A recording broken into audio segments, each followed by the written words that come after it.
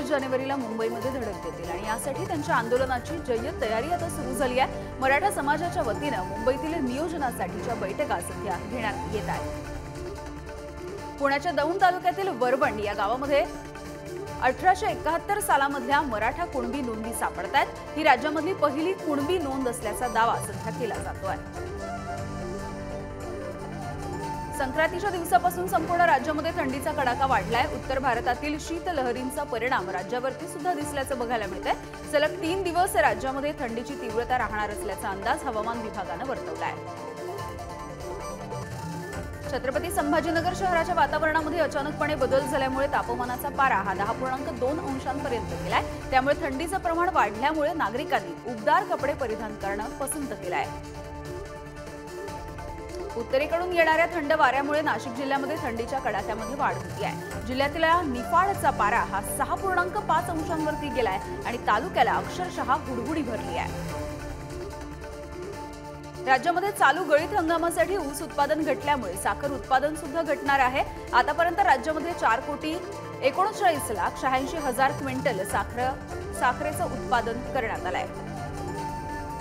नांदेड जिल्ह्यामध्ये गेल्या काही दिवसांपासून वातावरणामध्ये बदल होतोय। या बदलत्या वातावरणामुळे हरभरा आणि ज्वारीचं पीक धोक्यात येत आहे। त्यामुळे इथला शेतकरी सध्या संकटात आहे। वाशिम जिल्ह्यातील शेतकऱ्यांना गेल्या वर्षी अवकाळी पावसाचा मोठा फटका बसलाय। तुरीच्या काढणीला सुरुवात झाली आहे, मात्र उत्पादनामध्ये मोठी घट होत असल्यामुळे इथला शेतकरी सुद्धा चिंतेत सापडलाय। रविकांत तुपकर यांनी सरकारला 4 दिवसाचा अल्टिमेटम दिलाय। जर 4 दिवसामध्ये शेतकऱ्यांच्या मागण्या मान्य केल्या नाहीत तर येत्या 19 तारखेला लातूरसह बुलडाण्यामध्ये रेल्वे रोको आंदोलन छेडण्याचा इशारा त्यांनी दिलाय। शेतकऱ्यांनी त्यांच्या विविध मागण्यांसाठी औसा तहसील कार्यालयावरती मोर्चा काढला। तहसीलदारांना मागण्यांचं निवेदन सुद्धा देण्यात आलं। मागण्या मान्य झाल्या नाहीत तर तीव्र आंदोलन करू असा इशारा सुद्धा देण्यात आलाय। धुळ्यामधल्या कुसंबा शिवारामध्ये कांदा लावणी आणि काढणीसाठी मोठा खर्च येतोय। त्यातच कांदा निंदणीसाठी सुद्धा मजुरी जास्त आहे। त्यामुळे तणनाशक फवारणीला शेतकऱ्यांनी पसंती दिली आहे। संभाजीनगरच्या वैजापूरमध्ये पंचायत समितीसमोर शेतकरी आणि प्रहार जनशक्तीच्या वतीनं विविध मागण्यांसाठी जागरण गोंधळ आंदोलन सुरू आहे। यावेळी हे अनोखं आंदोलन बघण्यासाठी नागरिकांनी सुद्धा गर्दी केली। वाशिमच्या वनोजात पाणी पुरवठा योजनेचं काम संथ गतीनं होत असल्यामुळे नागरिक आता त्रस्त झाले। यावेळी गावामध्ये पाईपलाईन आणण्यासाठी मुख्य रस्त्यावरती अनेक ठिकाणी खोदून ठेवण्यात आलंय। दरम्यान कामं तातडीनं पूर्ण करण्यात यावीत अशी मागणी सध्या नागरिक करतायत। माजी मुख्यमंत्री उद्धव ठाकरे यांची आज महापत्रकार परिषद होणार आहे। या पत्रकार परिषदेमधून ठाकरे नेमकं काय गौप्यस्फोट करणार याकडे सर्वांचं लक्ष आहे। विधानसभा अध्यक्ष राहुल नार्वेकर यांच्या निकालाच्या विरोधामध्ये ठाकरेंच्या शिवसेनेनं सर्वोच्च न्यायालयामध्ये अवमान याचिका दाखल केली आहे। या याचिकेवरती आज सुनावणी होण्याची शक्यता आहे। राष्ट्रवादी काँग्रेसचे अध्यक्ष शरद पवार हे आज कोल्हापूर जिल्ह्याच्या दौऱ्यावरती आहेत। हातकणंगले तालुक्यामधल्या निमशीर गावामध्ये आयोजित करण्यात आलेल्या एका कार्यक्रमामध्ये ते आज उपस्थित राहणार असल्याची माहिती मिळते आहे। छत्रपती संभाजीराजेंनी आगामी लोकसभा निवडणुकीच्या आखाड्यामध्ये उतरण्याची मागणी स्वराज्य पक्षाच्या कार्यकर्त्यांनी केली आहे। कोल्हापुरातील आयोजित भव्य कार्यकर्ता मेळाव्याच्या माध्यमातून ही मागणी करण्यात आली आहे। ख्रिसमस आणि नवीन वर्षाच्या स्वागतासाठी कोकणासह गोव्याला जाणाऱ्या प्रवाशांच्या गर्दीमध्ये अनेक विना तिकीट प्रवाशांनी प्रवास केल्याचं समोर आलंय। कोकण रेल्वे मार्गावरती डिसेंबर महिन्यामध्ये विना तिकीट प्रवास करणाऱ्यांकडून 1,95,00,000 रुपयांचा दंड वसूल झालाय। एसटीच्या अपघातामध्ये घट झाली आहे। 2022-23 सालामध्ये एसटीचे 3,014 अपघात झाले होते। त्यामध्ये 343 जणांनी आपला जीव गमावला होता। त्यामध्ये वर्ष 2023-24 मध्ये घट झाली आहे। गेल्या वर्षभरामध्ये 2,286 अपघात झाले। 287 जणांचा मृत्यू झालाय। छत्रपती संभाजीनगर शहरामध्ये मराठी पाट्यांसाठी कारवाई ही पुढच्या आठवड्यापासून सुरू केली जाणार आहे। यासाठी प्रशासकीय यंत्रणा सज्ज झाली आहे। मनपाकडून आता दुकानं सील केली जातील। राज्यामध्ये 4 डिसेंबरपासून सुरू असलेल्या अंगणवाडी कर्मचाऱ्यांच्या बेमुदत संपाला परराज्यामधून पाठिंबा मिळतोय। जम्मू काश्मीर, छत्तीसगड, आसाम यासह अन्य राज्यातील अंगणवाडी सेविकांनी पाठिंबा देऊन महाराष्ट्र सरकारनं तोडगा काढावा अशी मागणी सुद्धा केली आहे। प्रस्तावित वाढवण बंदराचा संघर्ष आणखी तीव्र होण्याची चिन्ह सध्या दिसतात। वाढवण बंदराच्या जनसुनावणी विरोधामध्ये गावागावामध्ये स्थानिक कोळी बांधवांकडून जनजागृती केली जाते आहे। सोलापूरच्या सिद्धेश्वर यात्रेमध्ये तिसऱ्या दिवशी सुद्धा भाविकांनी मोठी गर्दी केली होती। होम मैदानावरती प्रदीपन धार्मिक कार्यक्रम पार पडलाय। यावेळी मानाचे 7ही नंदी ध्वज होम मैदानावरती उपस्थित होते। 22 जानेवारीला अयोध्येमध्ये रामलल्ला प्रतिष्ठापना तसेच राम मंदिर लोकार्पणाचा सोहळा होणार आहे। या सोहळ्याचं निमंत्रण संभाजी भिडे यांना सुद्धा दिलं गेलंय। श्रीराम जन्मभूमी न्यासाच्या वतीनं हे निमंत्रण देण्यात आल्याची माहिती मिळते आहे। अकोला जिल्ह्यातील अकोटचा दिव्यांग तरुण सायकलनं अयोध्येसाठी रवाना होतोय। दिव्यांग धीरज हा 5 दिवसांमध्ये अकोट ते अयोध्या असा 1051 किलोमीटरचं अंतर पार करेल।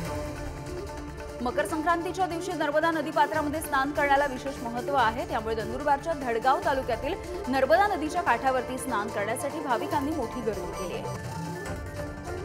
नंदुरबार जिल्ह्यामध्ये आगामी लोकसभा निवडणुकीमध्ये 1,08,000 नवमतदारांसह 13 लाख मतदाता हे मतदानाचा अधिकार बजावणार आहेत। नंदुरबार जिल्हा प्रशासनाच्या वतीनं ठिकठिकाणी मतदान अभियान राबवण्यात आल्याची माहिती आता मिळते आहे। धुळ्याची कचरा वर्गीकरण आणि कचऱ्यावरती प्रक्रिया न केल्यामुळे स्वच्छ सर्वेक्षण स्पर्धेमध्ये घसरण झाली आहे। यावेळी देशामध्ये 50व्या क्रमांकावरून 57व्या क्रमांकावरती तर राज्यामध्ये 10व्या क्रमांकावरून 12व्या क्रमांकापर्यंत धुळे खाली आलाय। डॉ. बाबासाहेब आंबेडकर मराठवाडा विद्यापीठाच्या कुलगुरू पदाच्या नियुक्तीवरती शिक्कामोर्तब करणं हे लांबणीवरती पडलंय। गेल्या 11 दिवसापासून ही प्रक्रिया रखडल्यामुळे या पदावरती कोणाची वर्णी लागणार याकडे सर्वांचं लक्ष आहे। नाशिकच्या यशवंतराव चव्हाण महाराष्ट्र मुक्त विद्यापीठाच्या कुलसचिवपदी दिलीप भरड यांची निवड झाली आहे। भरड हे बाबासाहेब आंबेडकर मराठवाडा विद्यापीठाचे प्रभारी कुलसचिव आहेत। सावित्रीबाई फुले पुणे विद्यापीठातील विविध विभागामध्ये रिक्त असलेल्या 111 पदांसाठी भरतीच्या प्रक्रियेला सुरुवात झाली आहे। आतापर्यंत 4000 उमेदवारांनी नोंदणी केल्याचीही माहिती मिळते आहे। राज्य शासनाच्या महत्वाकांक्षी प्रकल्प असलेल्या माझी शाळा सुंदर शाळा या उपक्रमासाठी सर्व शाळांनी तात्काळ नोंदणी करणं अनिवार्य आहे। नोंदणीसाठी 1 फेब्रुवारीपर्यंत मुदत देणार असल्याची माहिती शिक्षणाधिकारी नितीन बच्छाव यांनी दिली आहे।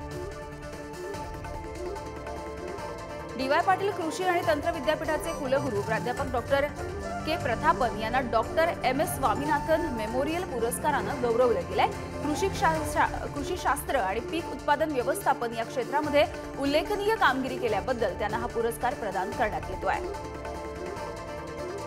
राज्याच्या नोंदणी आणि मुद्रांक विभागाकडून अभय योजना राबवण्यात येते। आतापर्यंत अभय योजनेच्या अंतर्गत राज्यभरातून 11 कोटी रुपयांचा महसूल मिळाल्याची माहिती आहे।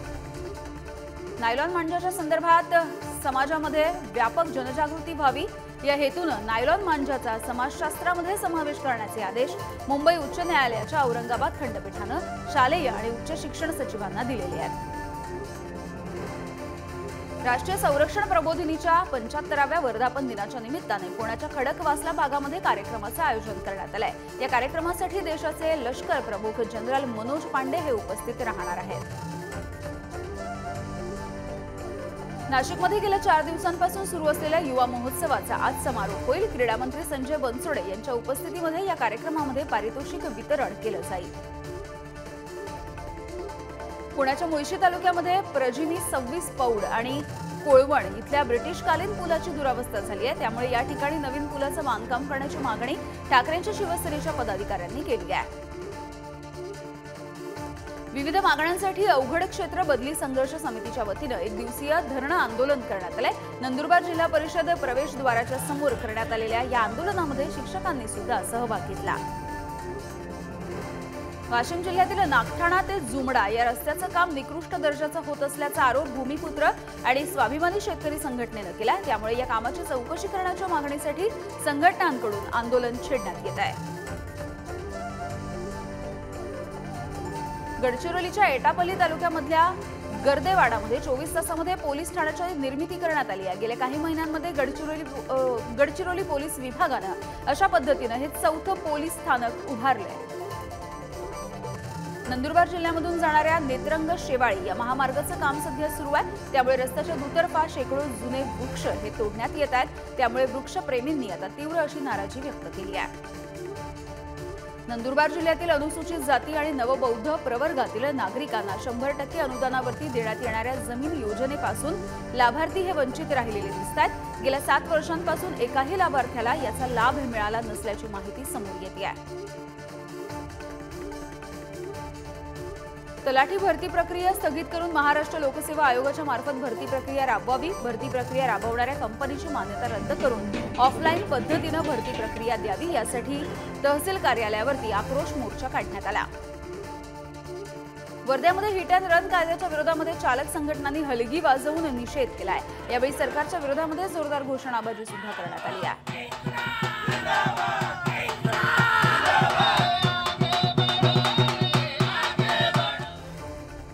धुळे जिल्ह्यातील 50 गावांमध्ये लंपी आजाराचा शिरकाव झालाय, त्यामुळे जिल्हाधिकाऱ्यांनी जनावरांच्या खरेदी विक्रीवरती बंदी घातली आहे। दरम्यान लंपी आजार हा पुन्हा उफाळून आल्यामुळे शेतकऱ्यांची चिंता वाढली आहे।